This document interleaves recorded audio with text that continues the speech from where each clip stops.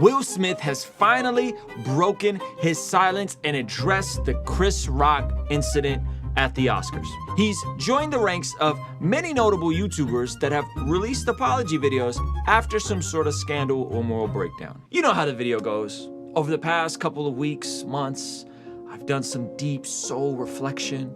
I've learned so many things. I've grown, and this is not a reflection of the person I am or want to be. I'm disappointed in myself. I'm gonna apologize for a lot of things. This has all taught me a really valuable lesson. I don't know who that person was. I was the person that I didn't want to be. Like I said, I made a huge mistake. My behavior was unacceptable. But this apology got my wheels spinning in a different way. Fresh off my debate with Red Pill Godfather Rollo Tomassi, I started thinking about the practical utility the red pill would have for someone like Will Smith. Does Will Smith have some beta tendencies when it comes to intersectional dynamics that he needs to adjust to better become the head of his household? After Jada rolled her eyes, did she tell you to do something? Was Rollo Tomassi and Kevin Samuels right all along? In this video, we'll be reacting to Will's apology and exploring the idea of in what scenario can the red pill proxology be helpful. Ruslan. Jumping right into reacting to this clip, I got a Bible passage, and then I'm going to provide some context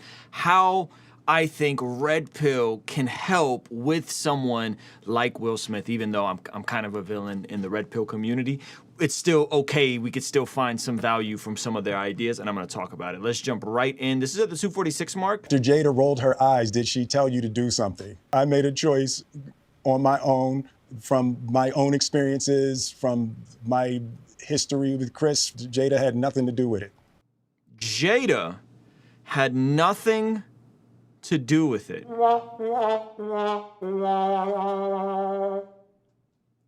But yet, she rolled her eyes, which inferred that you thought she wanted you to do what you did. The degree of cognitive dissonance here is astounding. Let's keep watching.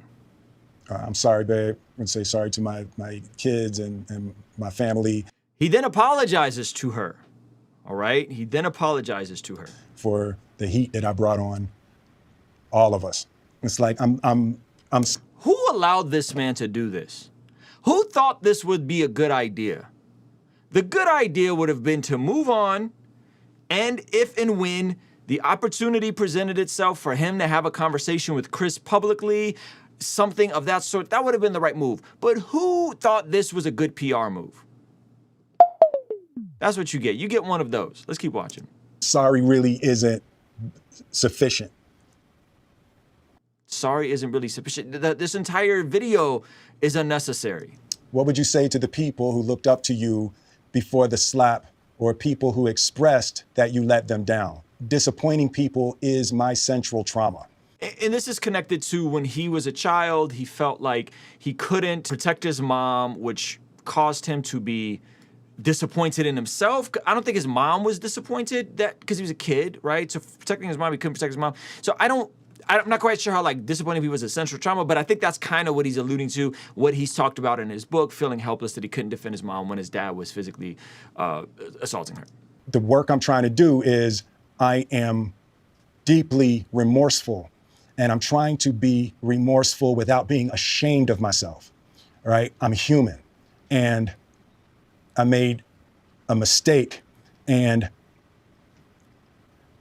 I'm trying not to think of myself as a piece of so I would say to those people, I know it was confusing. I know it was shocking. I am deeply devoted and committed to putting light and love and joy into the world. If you hang on, I promise we'll be able to be friends again.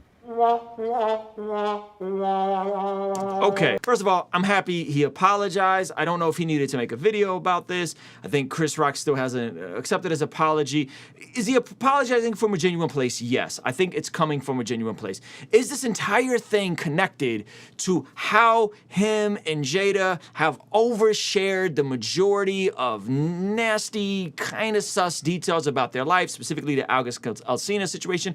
And it doesn't take a rocket scientist to see this man as someone that has been so publicly dragged and humiliated, everything from the Tupac thing to the August Alsina thing to going on Red Table Talk to her talking about their intimacy life, that there's a web here connected between so many different topics related to their marriage that finally Chris Rock broke the camel's back. And by the way, all of you guys that were like, well, you know, every word has a reaction and Chris Rock used violence and then Real responded to That's goofy. It's goofy. That logic is absolutely goofy to condone what Will did in exchange for a joke that wasn't even that serious of a joke. Now, let's talk about the intersection here with the, you know, men and women and dynamics. I got a passage here that I'm going to go to here in a second, but let me address something that I think when we talk about awareness of how certain women can be based on their social engineering in situations like this. Specifically,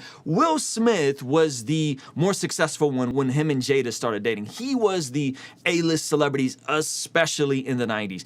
And by all measuring accounts, Will Smith in many ways elevated Jada's profile as an actress in terms of her Red Table Talk. Will Smith has been an A-list celebrity forever. However, he continued to allow himself to be publicly disrespected by his wife, whether it was the quote-unquote open relationship, whether it was the public debacles on her podcast, regardless on what these things are. And so what does that say? To me, this points to someone that doesn't understand what it is to have some degree of headship, to have some degree of respect from your woman. And even though the apology is absolutely necessary, it doesn't quite seem like he understands what the underneath root cause is. What I think is happening here and what I think he's missing is that, listen, the indoctrination of some types of women, like Jada, specifically Jada, and women like her, not all women, I wouldn't even say the majority of women, but women specifically like Jada,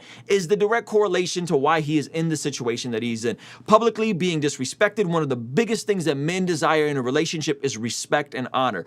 Publicly being dragged, the infidelity, the openness of the relationship. I'm sure Will has done his dirt repeatedly, but we've talked about this. We've reacted to the clips. We've talked about the August Alsina thing, and it's really a mess. And I think there's something there, even spiritually, that he's not acknowledging. So when I think about coming off of this entire conversation with Rollo Tomasi and the debate we just had, which you guys could go check out yesterday's video. You guys watched the whole thing on Valuetainment Money. And what I think about the prescription versus the quote-unquote praxology of being aware of intersectional dynamics from the red pill, I think has a practical utility for men that will naturally shift to this very passive, I'm going to allow you to kind of run the relationship. I'm going to allow you to treat me any way you want to treat me, and I'm going to put up with it, well, because I'm a nice guy, and that's what nice guys do. This is where I think the red pill praxology about some types of women is of some utility. I think the red pill stirs men away from specific types of women. I think where they cross the line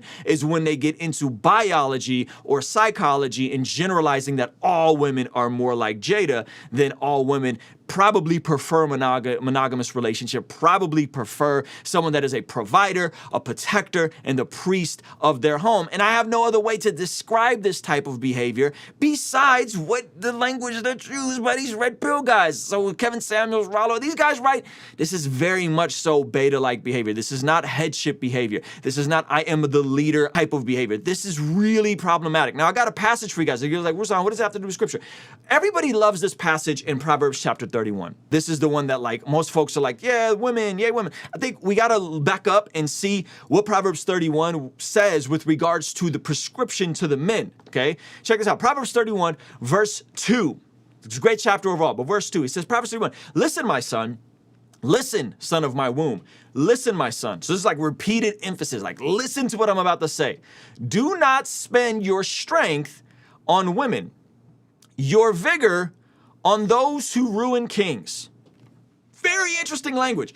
Don't spend your time and your strength obsessing with women that will ruin kings, men in influence, men in power, men that have authority. Don't spend your strength with these sorts of women. And then check out the next thing. It parallels this to this. And this verse is actually the reason why I don't partake in any alcohol. It is not for kings, Lemuel. It is not for kings to drink wine. It is not for rulers to crave beer, lest they drink and forget what has been decreed and deprive all the oppressed of their rights. Right? And so it's paralleling women to men who drink wine, who have no inhibitions, who have no reserve, who have no restraint, who have no ability to delay gratification, right? And I think that's where I see folks like Will in these types of situations where they're kind of just getting publicly dragged, publicly disrespected by their spouse, and it's really sad. I want to go to this other verse here, verse 29. Many women do noble things, but you surpass them all. Charm is deceptive, and beauty is fleeting, but a woman who fears the Lord is to be praised.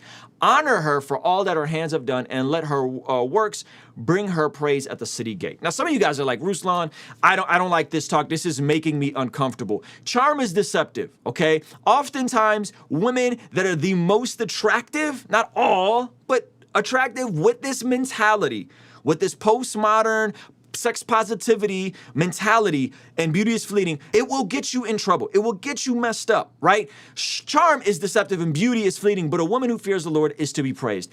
Guys, single guys, what are you looking for in a woman? Are you looking for a woman with the biggest charm, the woman that can, always is dressed up with a bunch of makeup and looks amazing all the time? Or are you looking for a woman that has a reverence and a fear for God and has a reverence and a fear for the way she wants her life to be built to ultimately glorify God? And I understand there's a spectrum here. I'm not trying to paint a false binary as the red pill community often does. But goodness gracious, if this Will Smith situation and the backlog of just complete demeaning interactions he's had with Jada isn't an indication that there's something wrong with how many people do relationships in our current state, I don't know what is. And to some of you guys, you can't even comprehend what I'm saying. But what I'm going to tell you is this: be careful who you build a life with. Be careful who you choose to marry and take that covenant with.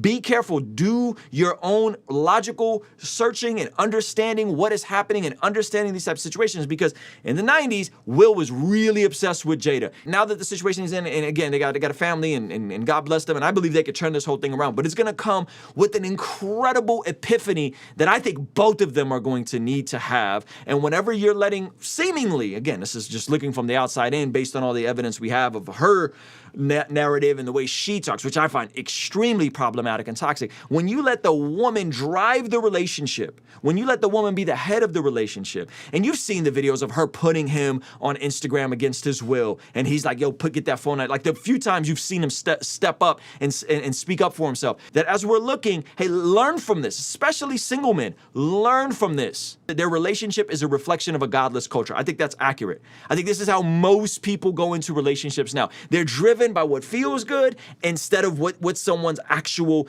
value is and restraint and reputation is. They're driven by the chemistry side and, ooh, is she hot versus does she have beauty that transcends just external appearance, right? So these are the things that I want you guys to be considering. And again, go watch my debate with Rollo and understand some of their views. And again, I think they're wrong when it comes to the biology and the psychology and generalizing women, which can be very misogynistic, versus there are very specific types of women that have went far off the deep end and completely detached from the reality of what creates a healthy, thriving, flourishing family. And so then you get into all these polyamorous and open marriages and all the stuff that we've known them to be famous for. And people will just look the other way and be like, why are you judging? Blah, blah, blah, blah, because they're setting a precedent for how other people view their own relationship. And this is a reflection. Historically, cultures came top down. Celebrities, politicians. I think now we're entering in a phase where culture could be transformed bottom up.